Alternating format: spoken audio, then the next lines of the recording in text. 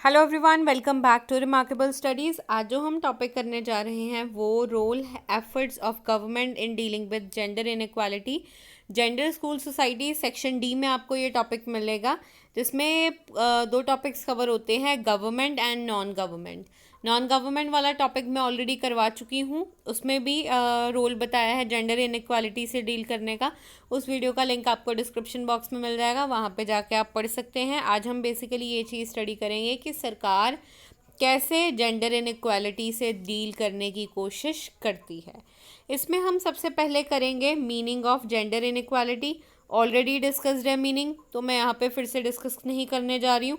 उस वीडियो का लिंक भी आपको डिस्क्रिप्शन में मिल जाएगा। जो वो वीडियो है उसमें मैंने कॉजेज़ ऑफ जेंडर इनइक्वालिटी भी डिस्कस किए हैं, आप वो भी पॉइंट्स स्टडी कर सकते हो in case you will get question related to causes. तो आपको वो क्वेश्चन वहाँ पे जो है पूरा फुल फ्लेज तैयार किया हुआ मिल जाएगा, आप वहाँ से उस टॉपिक को आराम से पढ़ सकते हो।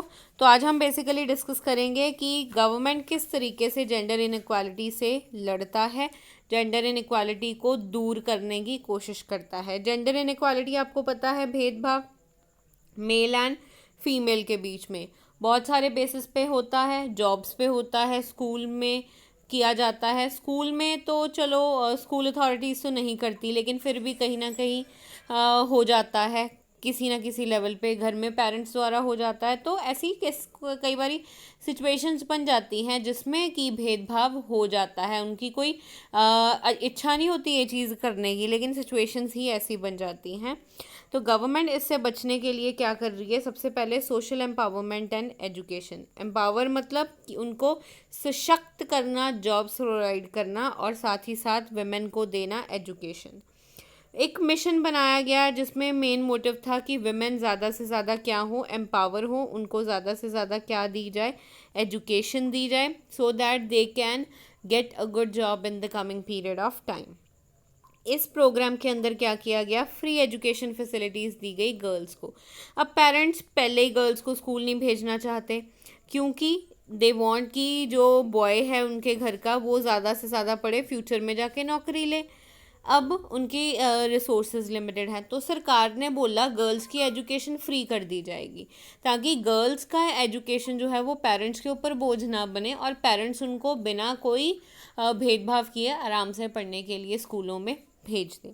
इसलिए गवर्नमेंट ने ये चीज़ डिसाइड की कि जो है फ्री एजुकेशन गर्ल्स को दी जाएगी। यहाँ पे एलिमेंट्री बेसिक जो फर्स्ट सेकंड थर्ड से एजुकेशन होती है वहाँ से लेके हायर एजुकेशन 10वीं तक की पढ़ाई, 12वीं तक की पढ़ाई, अलग अलग रेगुलेशंस, अलग अलग प्रोटोकॉल्स गवर्नमेंट ने इशू किए, उसके अंदर लड़कियों को प्रोवाइड की जाती थी। अगर कोई लड़की वोकेशनल कोर्स ऑप्ट करना चाहती है, जैसे कि आजकल क्या होता है, 10वीं तक की आपने पढ़ाई कर ली, उसके बाद आप कोई वोकेशनल कोर्स कर सकते हो, जैसे सिलाई का कर लिया, कढ़ाई का कर लिया, या कंप्यूटर का कोई कोर्स कर लिया। ऐसे कोर्सेज भी गवर्नमेंट जो है वो प्रोवाइड कर रही है। अगर कोई लड़की वो कोर्स करना चाहती है तो वो लड़की वोकेशनल कोर्स भी ऑप्ट कर सकती है, ताकि इन फ्यूचर में वो अपना कोई ना कोई छोटा मोटा काम कर सके और वो किसी के ऊपर भी किसी भी तरीके से डिपेंडेंट ना हो। इस तरीके से सरकार ने कोशिश की वुमेन को एम्पावर करने की, ताकि जो भेदभाव है वो सोसाइटी से ख़त्म हो जाए। नेक्स्ट है मिड डे मील स्कीम। ये भी एक बहुत अच्छा रूल था, एक बहुत अच्छा प्रोटोकॉल था जो फॉलो किया गया। इसमें भी फिर से वही बात, पेरेंट्स को बोला गया स्कूल अथॉरिटीज़ द्वारा कि खाना सरकार देगी। पेरेंट्स ने अपने बच्चों को भेजना शुरू कर दिया। पहले उनके पास रिसोर्सेज नहीं है, अब बच्चों को स्कूल में पढ़ने के लिए भेजे, फीस दें, ऊपर से खाना भी प्रोवाइड करना पड़ेगा, तो कुछ पेरेंट्स जो थे वो अपने बच्चों को नहीं भेजते थे। लेकिन सरकार ने ये बोला कि बच्चों को मिड डे मील स्कूल में ही प्रोवाइड की जाएगी, और ये स्कीम गवर्नमेंट द्वारा 2001 में लॉन्च की गई। और इसका मोटिव वही था फिर से कि गर्ल्स का नंबर जो है वो स्कूल में बढ़ जाए, क्योंकि पुअर पेरेंट्स अफोर्ड नहीं कर सकते उनके एजुकेशनल चार्जेस, और साथ में वो उनको फूड भी प्रोवाइड करें, घर से खाने के लिए कुछ ना कुछ दें। तो इसलिए मिड डे मील प्रोवाइड की गई, जहाँ पे पेरेंट्स जो हैं वो मान गए ईजिली कि वो अपने बच्चों को स्कूल पढ़ने के लिए भेजेंगे। नेक्स्ट है support to training and empowerment programme for women. ये भी एक प्रोग्राम था जिसमें वुमेन को बहुत सारे एस्पेक्ट्स से रिलेटेड ट्रेनिंग्स दी जाती थी, जैसे सिलाई की ट्रेनिंग दे दी, कंप्यूटर चलाना है उसकी ट्रेनिंग उसको प्रोवाइड कर दी। ऐसे डिफरेंट डिफरेंट एलिमेंट्स से उनकी ट्रेनिंग्स जो हैं वो उनको प्रोवाइड की जाती थी, ताकि जो विमेन का स्किल है वो अपग्रेड हो जाए। अपग्रेड का मतलब होता है इम्प्रूव हो जाए, इसलिए ये प्रोविज़न जो थी वो एस्टैब्लिश की गई। एम जो था कि विमेन ज़्यादा से ज़्यादा एम्प्लॉयमेंट जनरेट कर सके। अब लड़कियां हैं उनको सिलाई कढ़ाई आती है, वो बुटीक अपना खोल सकती हैं, जहाँ पे ये जो बुटीक वगैरह चल रहे हैं वहाँ पे जाके काम कर सकती है। अपना कंप्यूटर सेंटर खोल सकती है, कंप्यूटर सेंटर में जाके जॉब कर सकती है। अगर कोई लड़की अपना खुद का बिजनेस खोलना चाहती है तो गवर्नमेंट उनको जो है वो फाइनेंशियल असिस्टेंस, पैसे की सहायता भी प्रोवाइड करते हैं कि वो अपने लेवल पे अपना बिजनेस खोल लें, और जैसे जैसे उनको इनकम आती रहे वो सरकार को जो पैसा है वो वापस लौटाते रहें। कई प्रोविजंस में वो लौटा देते थे, कई बारी सरकार आधा पैसा उनका दे देती थी और आधा कहती थी कि आप इतना जो है वो रिटर्न कर दीजिए। इस तरीके से बहुत सारे ट्रेनिंग प्रोग्राम्स हैं, बहुत डिटेल में ये पॉइंट्स अवेलेबल हैं, लेकिन हमें ज़्यादा डिटेल में जाने की ज़रूरत नहीं है, इसलिए जितने भी पॉइंट्स हैं वो मैंने कट टू शॉर्ट डाले हैं, क्योंकि आपने 7 मार्क्स का क्वेश्चन अटैम्प्ट करना है, 3 पेजेस का क्वेश्चन सफिशेंट है, उसमें आप ये सारे पॉइंट्स जो हैं वो आराम से लिख सकते हैं। नेक्स्ट है राइट टू एजुकेशन, RTE, जिसमें फ्री और कंपलसरी एजुकेशन थी 6 से 14 साल के बच्चों के लिए, कोई भी डिस्क्रिमिनेशन नहीं थी। गर्ल्स बॉयज़ दोनों इकट्ठे मिलके जो है वो क्लासेस में पढ़ सकते थे, और एजुकेशन टोटली क्या थी, फ्री ऑफ कॉस्ट। यहाँ पे हर एक बच्चे को इक्वल अपॉर्चुनिटी दी जाती थी अपने आप को डेवलप करने के लिए, और क्लास में भी जब टीचर पढ़ाते थे तो किसी भी तरीके का कोई भी भेदभाव नहीं किया जाता, इक्वल उनको बेनिफिट्स प्रोवाइड किए जाते हैं रिलेटेड टू एजुकेशन। नेक्स्ट है बेटी बचाओ बेटी पढ़ाओ, ये भी बहुत एक अच्छा प्रोग्राम है जो गवर्नमेंट द्वारा लॉन्च किया गया था, जिसमें मेन मोटिव क्या था, लोगों के बीच में अवेयरनेस जनरेट करना। अवेयरनेस किस चीज़ की जनरेट करना, कि लड़कियों को एजुकेशन देना बहुत ज़्यादा ज़रूरी है, और to improve the efficiency of services provided by government. सरकार द्वारा जो फैसिलिटीज़ प्रोवाइड की जा रही हैं वो सब लोगों को टाइम पे मिलती रहे, किसी के साथ भी फैसिलिटी को लेके किसी भी तरीके की कोई भी प्रॉब्लम ना आए, जिसको वो फैसिलिटी चाहिए टाइम पे उस पर्सन को वो चीज़ मिल जाए। फिर the ratio of girl is reducing in relation to man, बेटी बचाओ बेटी पढ़ाओ लॉन्च करने का दूसरा रीज़न क्या था, जो गर्ल्स की रेशो थी वो कम होती जा रही थी। पहले टाइम पे आपको पता है फीमेल फिटिसाइड होता था, भ्रूण हत्या होती थी, तो लड़कियों का नंबर बॉयज़ के कंपैरिजन बहुत ज़्यादा कम हो गया। तब सरकार ने ये प्रोग्राम लॉन्च किया बेटी बचाओ बेटी पढ़ाओ, और free of cost education government ने बोला कि लड़कियों को दी जाएगी, सो दैट कि उनको ज़्यादा से ज़्यादा एजुकेशन मिलती जाए। और इस प्रोग्राम का जो एम था, यहाँ पे पॉइंट मिसिंग है, आप नोट डाउन कर लीजिएगा। The aim of this programme is to give education to more and more girls so that they can stand on their feet, वो अपने पैरों पे खड़ी हो सके, उनमें इतनी काबिलियत हो कि वो अपने लेवल पे ऊपर जाके जो है वो काम करवा सकती हैं। नेक्स्ट जो है हमारे पास प्रोग्राम है वो है राष्ट्रीय महिला कोष। ये भी एक बहुत ही इम्पॉर्टेंट जो स्कीम थी।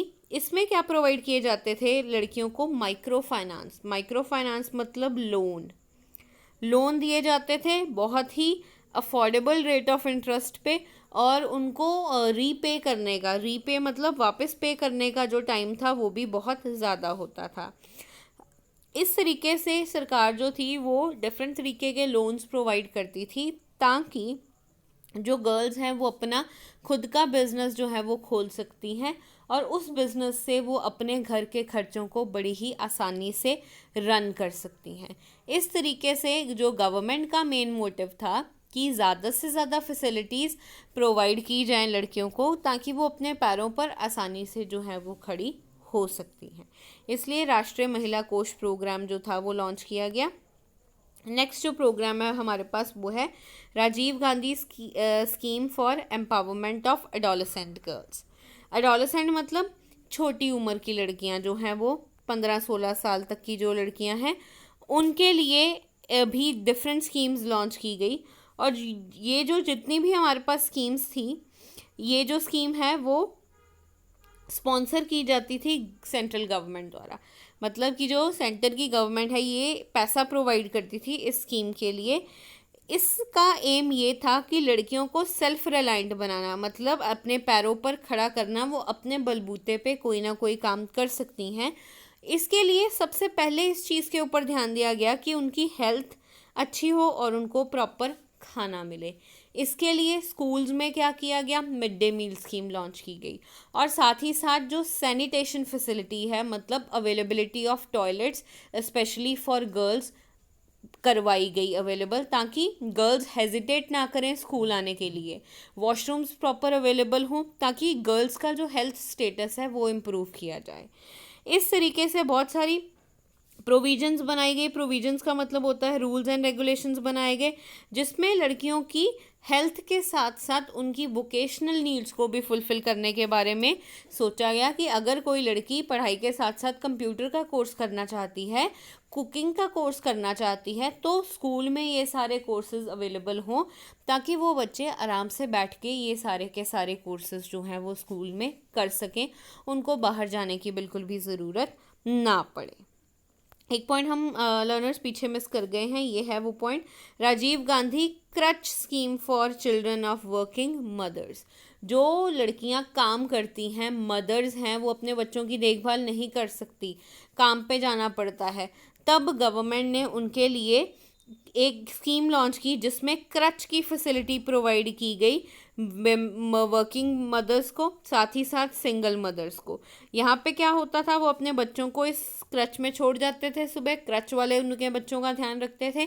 स्पेशली सरकार द्वारा क्रच के बच्चों के फूड प्रोवाइड किया जाता था, अच्छा खाना पानी वगैरह दिया जाता था, खेलने के लिए सामान वगैरह वहाँ पे उनको प्रोवाइड किया जाता था, ताकि वो बच्चे वहाँ पे सेफ फील करें और उनकी मदर्स के माइंड में भी ऐसा कुछ ना हो कि पता नहीं उनके बच्चों का ध्यान रखा जा रहा होगा, कैसे रह रहे होंगे, बच्चे ने कुछ खाया होगा या नहीं। तो वुमेन के लिए अपने काम पे कंसंट्रेट करना थोड़ा सा डिफ़िकल्ट हो जाता है। तो इस चीज़ को अवॉइड करने के लिए प्रॉपर फैसिलिटीज़ प्रोवाइड की गई मदर्स को, ताकि जो है वो उनके बच्चे आराम से क्रच में रहें और वो अपने काम पे जा सकें। यहाँ पे डे केयर फैसिलिटीज़ दिन के टाइम पे होता था, जैसे मदर 9 से 5 जॉब कर रही है तो वो 9 से 5 अपने बच्चों को क्रच में छोड़ के जा सकते हैं। और ये स्कीम में उन परिवारों को भी शामिल किया गया जिनकी जो मंथली इनकम थी वो 12,000 से कम थी।